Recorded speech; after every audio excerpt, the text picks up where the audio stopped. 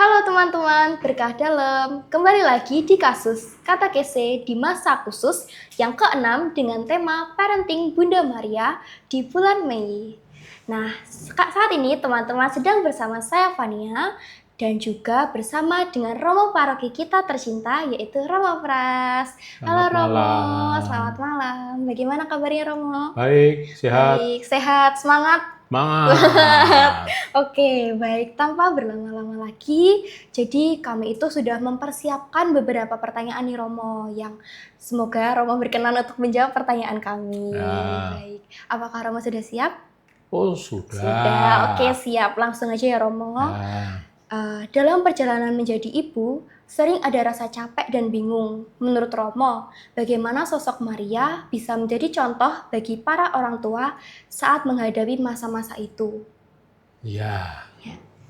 Sebagai seorang Romo, saya juga punya ibu. Betul. Dengan ibu punya anak 9. Banyak juga ya, Rom? Wow, banyak banget, 9. Romo nomor 8. Berarti hampir terakhir itu, Romo. Dan Ya, kakak ragil. iya. Kalau dilihat dari jumlah anak 9 itu pasti ibu saya dulu sering merasa capek. Itu pasti. Ya capek segalanya. Karena harus mengurus 9 anak. Termasuk juga mungkin bingung. Karena apa? Karena suaminya, itu artinya bapak saya, itu sering pergi karena tugas sebagai seorang ABRI. Maka sering ditinggal dan lain sebagainya. Maka saya sangat memahami kalau ibu merasa capek, merasa bingung, termasuk ketika harus berhadapan dengan sikap anak-anak. 9 itu pasti macam-macam anaknya, sikapnya ya. Nah, dari pengalaman hidup bersama dalam keluarga besar Hadi Sumarto itu, lalu saya menempatkan Bunda Maria dengan satu anak. Itu pun Bunda Maria dibuat capek dan bingung. Apalagi kalau kita melihat pengalaman ketika keluarga kudus, yaitu Maria, Yosef, Yesus pergi ke Bait Allah pada usia Yesus 12 tahun. Di situ akan menjadi jelas bagaimana Maria juga merasa capek, bingung. Mengapa? Karena saat itu, kalau kita lihat teksnya, setiap tahun pada hari Raya Paskah, mereka pergi ke Yerusalem. Ya. Dan saat itu usia Yesus 12 tahun dikatakan. Nah, apa yang terjadi di Bait Allah setelah berproses dalam tradisi Yahudi saat itu, mereka pulang. Tetapi apa yang terjadi? Ternyata Yesus tidak ikut dalam rombongan. Tidak ikut dalam rombongan.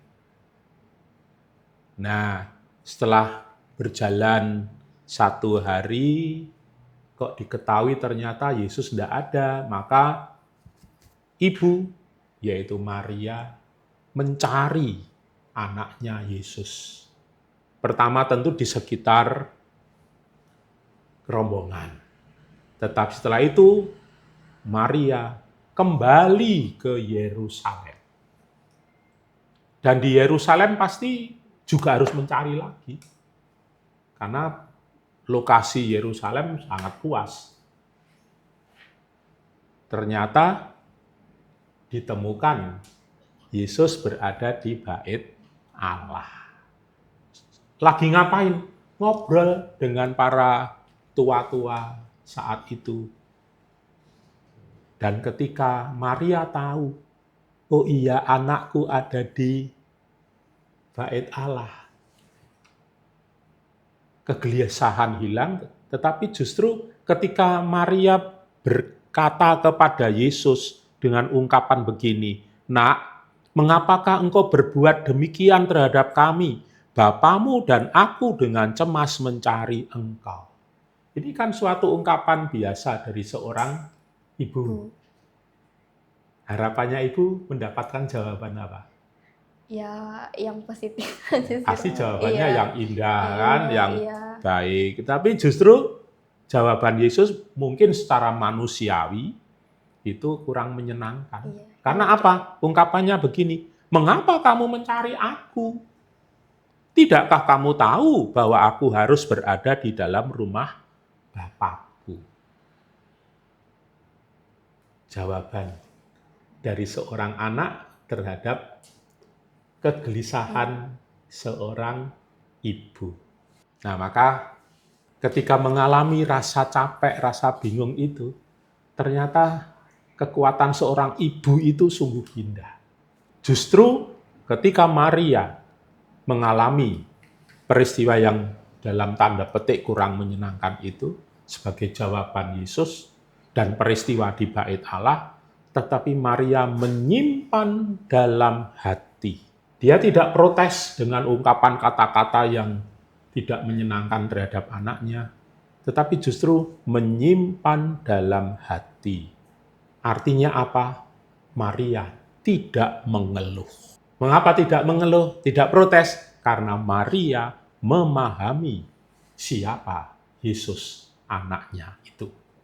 Nah, itu semua ada di dalam Injil Lukas bab 2 ayat 41 sampai 52. Begitu, Tania. Begitu ya, Romo. Iya. Oke. Baik, Romo. Maria tetap taat meskipun tidak selalu memahami rencana Tuhan sepenuhnya. Bagaimana orang tua masa kini bisa belajar percaya dan tetap berjalan dalam proses parenting? Ini tidak mudah, apalagi zaman sekarang. Iya. Ya. Kalau zaman dulu, ketika nanti Fania dan para pemirsa membaca kembali Injil Lukas, saya tempatkan di dalam Injil Lukas bab 1 ayat 26 sampai 38. Dalam kisah ini juga diceritakan bahwa Maria dikatakan kan belum bersuami. Iya. Tetapi justru dia harus mengandung. Risikonya berat bagi budaya Yahudi saat itu. Tapi karena Maria mendengar bahwa dia mengandung dari Roh Kudus, maka dia dengan senang hati, dengan penuh kemantapan tanpa berpikir panjang, dan dengan penuh kebebasan hati saya berkata, begitu. Maka jawaban Maria apa? Aku ini hamba Tuhan.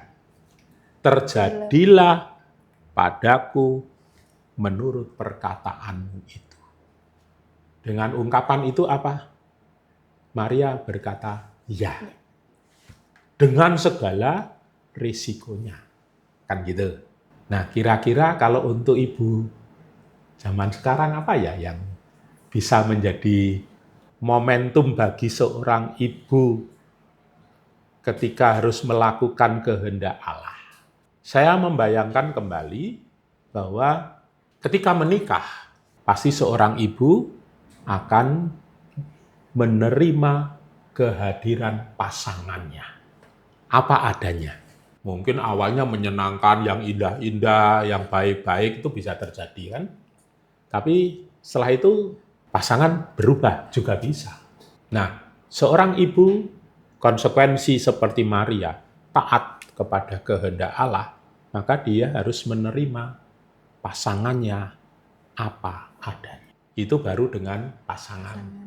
Supaya apa? Nanti pasangan ibu dan pasangannya itu menjadi parent, menjadi orang tua yang baik dan bertanggung jawab terhadap anaknya. Itu. Maka menurut Romo, pasangan suami istri senang atau tidak senang, suka atau tidak suka, kalau sudah berkata ya pada saat penerimaan sakramen perkawinan, kan gitu, ya selamanya harus dijalani suka dukanya itu. Maka dengan menerima kehadiran pasangan, harapannya pasutri ini, pasangan suami istri ini bisa sebahasa ketika harus mendidik anak-anaknya, karena mereka adalah orang tua bagi anak. Itu satu. Lalu yang kedua, untuk zaman ini ya ibu minimal, karena seorang ibu itu yang lebih menunjukkan tanggung jawabnya kepada anak. Karena kesehariannya ibu bersama dengan anak. Harapannya apa? Ya mereka berdua sebagai orang tua bagi anak dapat menunjukkan sukacita dan kebahagiaannya sebagai seorang ibu dan seorang ayah. Yaitu apa? Hidup harmonis, ya, hidup bahagia, hidup bersama, dan itu harus ditunjukkan kepada anak-anaknya. Jangan sampai justru yang harmonis bahagia malah malu karena dilihat oleh anak. Tetapi justru itu menjadi contoh bagi mereka. Kira-kira bayangan Romo seperti itu, Ania. Seperti itu ya Romo. Apa tantangan terbesar orang tua zaman sekarang yang mirip dengan pergumulan Maria sebagai seorang ibu, Romo? Iya ya, apa ya? Apa ya? Nah, kembali saya membuka kitab suci lagi. Baik. Saya tetap berpijak pada Injil Lukas. Di dalam Injil Lukas bab 2 ayat 21 sampai 40 itu menurut saya kok di situ akan muncul sikap seorang Maria ketika harus berhadapan dengan tantangan. Tantangannya apa? Minimal mendidik anak.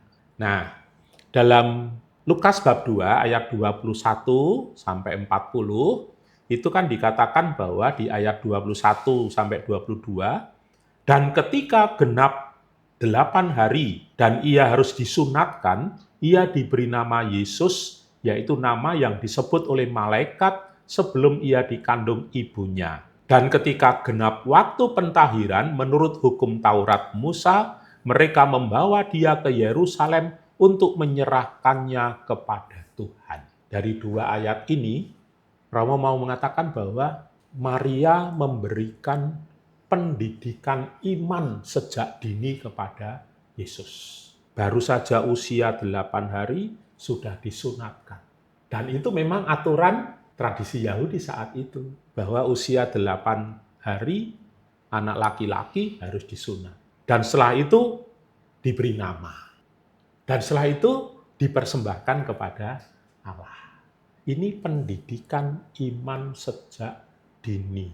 Untuk ibu zaman sekarang, kira-kira pendidikan iman sejak dini terjadi enggak ya? Kalau menurut saya sih masih sering terjadi ya Romo, karena masih banyak orang tua yang menyekolahkan anaknya itu dari misalnya TK atau SD-nya itu di yang emang swasta Katolik. Jadi untuk pembinaan imannya itu lebih lebih lengkap lah bahasanya, lebih lengkap lah dengan karena udah ada pembinaan sejak dini. Ya, itu di pendidikan formal. Iya. Ya, tapi ketika misalnya di pendidikan di rumah, apakah ibu atau mungkin ayahnya memperhatikan pendidikan iman sejak dini bagi anak? Contohnya, apakah anak diajari berdoa di rumah ya? Mungkin di sekolah, iya. Karena sekolahnya Katolik. Ya.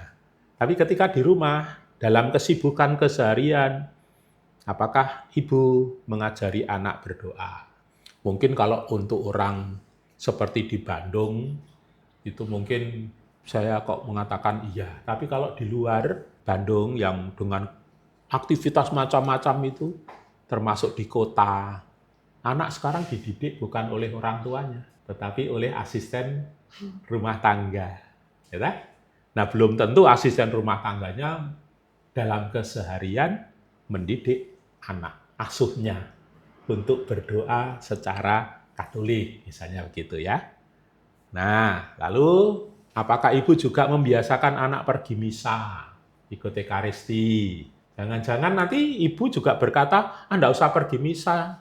Karena apa? Tahu kalau anaknya suka rewel. Lalu mengungkapkan daripada dimarahi Romo, lebih baik tidak usah dibawa ke misa.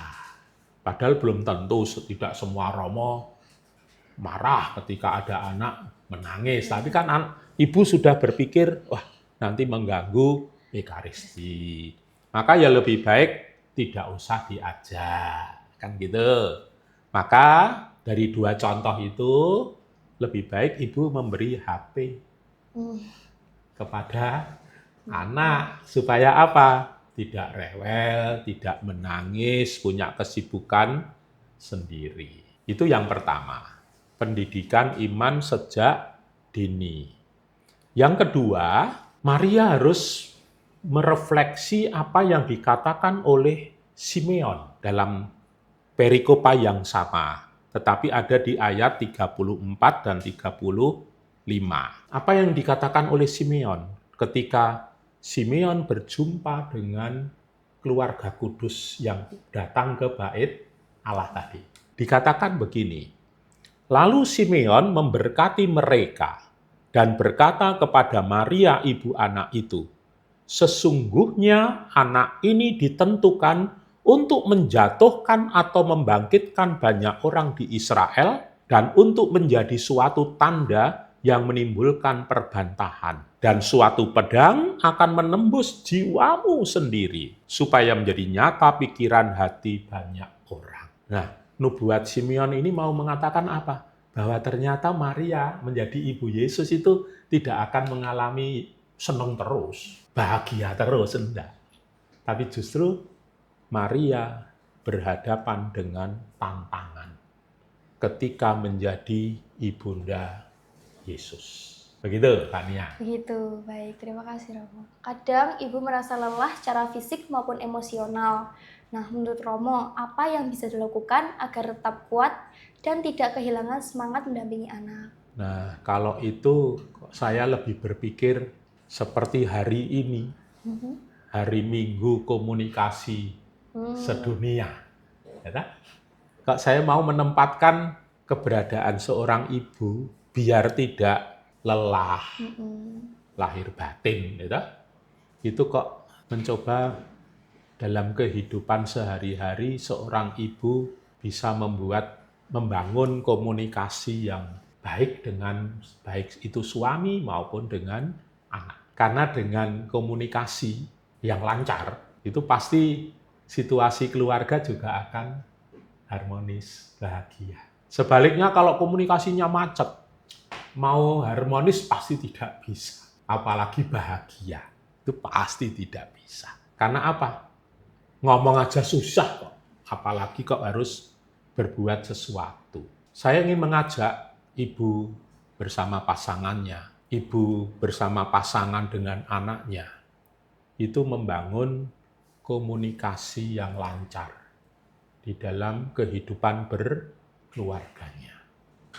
Kita tidak bisa menutup mata, zaman ini semua anggota keluarga itu disibukkan oleh kembali tadi HP, smartphone, itu semua sibuk dengan alat ini. Memang di satu pihak alat ini membantu untuk kepentingan kehidupan sehari-hari, karena banyak aplikasi yang berguna dalam kehidupan sehari-hari. Tetapi justru yang terjadi sekarang menjadi keprihatinan. Karena apa? Semua anggota keluarga sibuk. Bahkan duduk bersama bukannya bercerita, bukannya berkomunikasi, tapi justru saling diam. Kenapa diam? Karena sibuk dengan smartphone-nya. Anak sibuk dengan HP-nya, ibu sibuk dengan HP-nya, ayah sibuk dengan HP-nya, padahal sama-sama berada di dalam meja yang sama. Ada komunikasinya enggak? Enggak ada. Dengan sibuk sendiri, orang tua juga sibuk dengan HP-nya, anak juga sibuk dengan HP-nya, maka menurut saya, anak akan kehilangan masa keemasan yang seharusnya bisa membangun dialog, kemesraan dengan ayah dan ibunya, bisa manja, bisa macam-macam supaya hidupnya senang. Sekarang sudah enggak. Kenapa enggak? Karena sibuk dengan HP. Maka ketika anak menangis, orang tua juga berpikirnya diberi HP saja, supaya diam menangisnya. Lalu untuk yang remaja, ini juga semakin memprihatinkan menurut Romo ya. Karena apa? Di dalam smartphone itu macam-macam aplikasi ada. Nah, kalau anak remaja tidak sadar diri, tidak kritis, maka yang muncul apa? Bukan dirinya yang tampil, tetapi justru perkataannya ikut apa yang ada di aplikasi. Yang seharusnya perkataannya itu tidak kasar, tidak kotor, tidak marah, tidak emosi. Sekarang perkataan anak itu yang muncul. Bahkan terhadap orang tuanya, kata-kata yang diungkapkan itu kata-kata yang bukan semestinya sebagai seorang anak kepada orang tua. Belum perbuatannya. Sekarang juga banyak kasus anak-anak remaja sudah berbuat yang tidak semestinya dilakukan oleh seorang anak. Karena apa? Karena meniru apa yang ada dalam aplikasi itu. Nah, ini menurut Romo, mereka kehilangan masa keemasan sebagai seorang anak. Maka ini menjadi tantangan tersendiri bagi keluarga, bagaimana seorang ibu atau pasangannya, ayah, sungguh menempatkan anak sebagai buah hati yang harus diperhatikan, yang harus disapa, yang harus dibuat indah dalam kehidupannya. Begitu, Fania. Baik. Memang di zaman sekarang ini kalau nggak mengkontrol penggunaan smartphone emang susah banget ya Romo. Ya, Kalau kata orang-orang itu menjauhkan yang dekat dan mendekatkan yang jauh. Jadi betul. ya, Ya. kalau di satu lingkup kita malah saling ngobrolnya, malah nggak saling ngobrol dong, malah main HP terus. Nah, giliran jauh mau ngobrol baru pakai HP, iya kan? Ya. Jadi kayak ya udah. Selanjutnya, bagaimana cara orang tua menjaga hati supaya tetap sabar dan lembut kepada anak meski sedang banyak tekanan? Ya, saya senang dengan Injil Lukas ya. Yang tadi kalau Fania atau para pemirsa membaca Lukas bab 2 ayat 21 sampai 40 dan 41 sampai 50, dua kutipan ini sebetulnya mau menunjukkan bahwa Maria itu telah melakukan yang terbaik, ya, melakukan yang terbaik untuk anaknya, yaitu Yesus. Dan ketika Maria yang sudah melakukan yang terbaik kok mengalami jawaban yang tidak menyenangkan, ya, dia bukannya kembali mengeluh, marah, kecewa, tetapi justru dikatakan di Lukas bab 2 ayat 51 itu, Maria menyimpan semua perkara dalam hatinya. Menyimpan semua perkara itu berarti apa? Dia mengolah, dia berefleksi. Mungkin pengolahannya sudah memberikan yang terbaik, tetapi kenapa menerima yang tanggapan kurang baik? Kalau hanya manusia biasa, emosian, yang dipakai emosi belaka, pasti yang terjadi marah, kecewa, kan gitu ya. Tapi karena menyimpan perkara dalam hati, itu pasti Maria mengolah. Dan pengolahannya sampai kepada, inikah kehendak Tuhan atas diriku dan juga atas diri anaknya. Maka kehendak Allah menjadi pijakan. Supaya apa? Maria tidak kehilangan jati dirinya. Hanya karena kecewa, emosi, dan lain sebagainya. Maka dari dua kutipan itu juga ada buahnya yang bisa ditampilkan. Buah kebaikan dari Maria itu. Yaitu apa? Dikatakan di Lukas bab 2 ayat 40, anak itu bertambah besar, anak itu adalah Yesus ya, bertambah besar dan menjadi kuat penuh hikmat dan kasih karunia Allah ada padanya. Kalau sebagai orang beriman ini pasti menjadi satu kebanggaan bahwa anaknya di mata Allah itu hebat. Ya. Lalu di bab 2 ayat 52 dikatakan, dan Yesus makin bertambah besar dan bertambah hikmatnya dan besarnya dan makin dikasihi oleh Allah dan manusia. Ini buah kehidupan yang terjadi ketika Maria mampu menyimpan semua perkara itu berhadapan dengan peristiwa-peristiwa kehidupan anaknya. Karena apa? Dia yakin aku telah melakukan yang terbaik untuk Yesus. Maka pasti buahnya nanti juga yang terbaik. Maka saya mengajak kepada para ibu dan para pemirsa, yuk ketika berbuat sesuatu, khususnya kepada anak, mari kita melakukan yang terbaik. Melakukan yang terbaik. Mengapa? Karena ada satu keyakinan bahwa ketika ibu melakukan yang terbaik, buahnya nanti juga akan baik untuk anak. Sehingga hati harus dijaga, emosi diolah, pikiran dibuat nyaman. Maka ibu dalam kehidupan berkeluarga bersama dengan ayah, mari mencoba juga untuk tetap sabar dan lembut ketika mendampingi anak. Caranya bagaimana? Kembali komunikasi.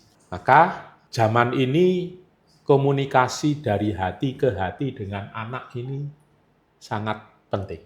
Karena selama ini kalau komunikasi hati dengan anak tidak terjadi, maka anak mau curhat kepada orang tua itu sudah takut dimarahi, takut dicurigai, macam-macam. Tapi ketika anak punya komunikasi dari hati ke hati dengan ibunya, dan ibu punya komunikasi dari hati ke hati dengan anaknya, pasti di situ kedekatan anak dengan ibu akan terjamin. Yang kedua, yaitu membangun kesamaan dengan pasangan dalam pendidikan. Jangan sampai ibu berkata A, bapak berkata B. Nah, nanti anak bingung dan akhirnya mencari yang bersahabat dengan aku siapa? Oh, A, berarti ibu. Maka bapak ngomong yang baik-baik, itu tidak akan direwes sama anak. Karena apa? Anak sudah bersahabat dengan ibu. Atau sebaliknya. Maka sebaiknya ibu dan ayah punya kesamaan dalam hal apapun ketika berbicara mengenai pendidikan anak. Dan yang ketiga, meyakini Allah berkarya atas diri anak-anak kita. Seperti yang dinubuatkan oleh Simeon terhadap pribadi Yesus. Nah, mudah-mudahan nubuat untuk anak-anak kita adalah yang terbaik. Begitu, Tania. Ya, baik. Nah, Romo, dari kisah Maria, nilai apa yang paling penting untuk diterapkan dalam keluarga masa kini? Seperti Romo tadi mengatakan soal komunikasi, maka nilai yang menurut Romo bisa dipertanggungjawabkan itu adalah ibu dan ayah terbuka hati untuk percaya kepada penyelenggaraan ilahi. Apalagi sebagai orang beriman. Orang beriman kok tidak percaya kepada penyelenggaraan ilahi itu lucu bagi saya. Maka sebagai ibu yang beriman, ayah yang beriman, ya mau tidak mau, suka atau tidak suka ya, mencoba untuk membuka hati, percaya kepada penyelenggaraan ilahi. Pasti yang terbaik itu kembali akan diberikan. Maka kalau tidak percaya lalu bagaimana? Itu. Yang kedua, yaitu bertanggung jawab dalam mendidik anak. Seperti yang dilakukan oleh Maria dan Yusuf. Sejak dini, anak diajari apa? Mentaati hukum Taurat. Yaitu pergi ke bait Allah. Ketika usia 12 tahun. yaitu menyunatkan anak, yaitu mempersembahkan anak kepada Allah. Ini kan pendidikan sejak dini. Itu pendidikan iman dan itu pendidikan moral bagi anak. Dan yang ketiga, kerendahan hati untuk membangun hidup bersama sebagai keluarga. Kalau kerendahan hati tidak ada, masing-masing dengan kesombongannya, masing-masing merasa dengan kehebatannya, bagaimana suami istri mau berkomunikasi dengan, bisa terjadi nanti istri mungkin karena punya pekerjaan yang mapan, punya gaji yang besar, bisa merendahkan suami yang tidak bekerja mapan tadi. Dan ini sekarang banyak istri lebih berhasil daripada suami, termasuk pendidikan. Bisa terjadi istri lebih tinggi pendidikannya daripada suami. Kerendahan hati diperlukan. Supaya apa? Supaya masing-masing tidak merendahkan satu sama lain, tetapi berani menghargai, menghormati pasangannya. Kalau itu terjadi, maka anak itu akan juga melihat, oh bapak ibuku ternyata mampu saling menghargai, menghormati.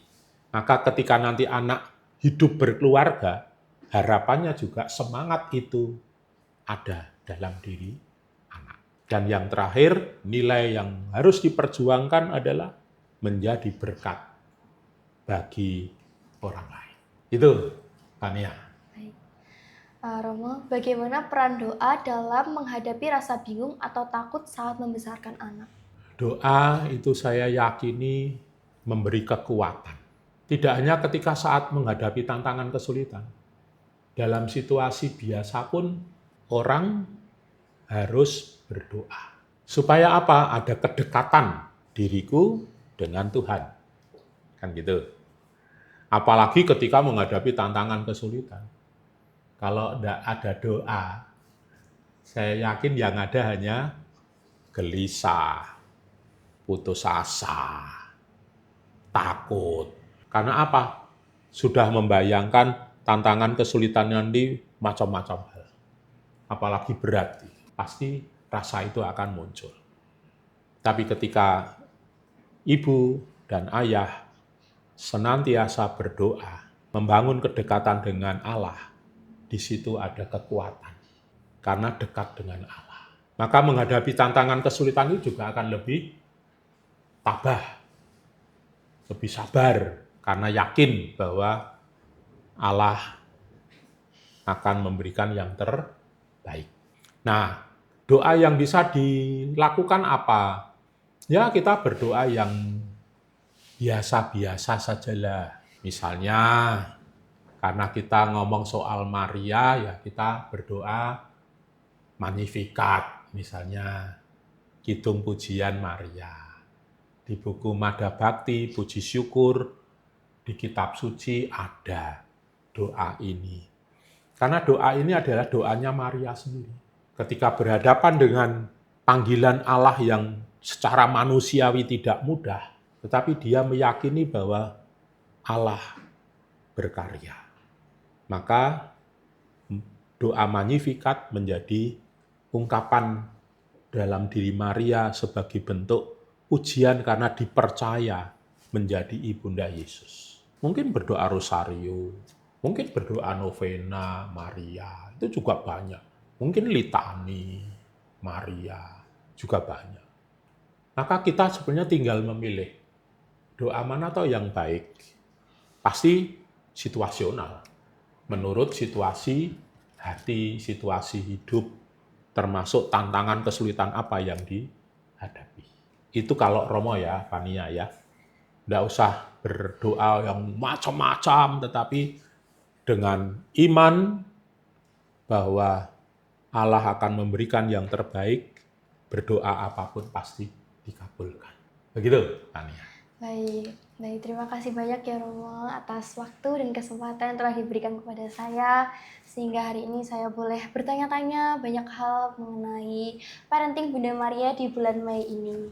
Semoga apa yang menjadi pembahasan kita hari ini bisa menjadi perhatian khususnya untuk seorang ibu meneladani sikap Bunda Maria dan juga untuk anak mengerti betapa berharganya peran ibu dalam kehidupan kita. Sehingga kita harus selalu menghargai dan menghormati orang tua kita. Baik Romo, cukup sekian pembahasan hari ini. Mohon maaf jika saya mengganggu waktunya. Mohon maaf kalau ada salah kata selama tadi kita berdinamika bersama. Terima kasih juga untuk semua teman-teman yang sudah menonton video ini. Terima kasih juga untuk tim Komsos Murid Paroki Santo Yusuf Bandung. Sampai jumpa di kasus selanjutnya. Terima kasih. Berkah dalam. Berkah dalam.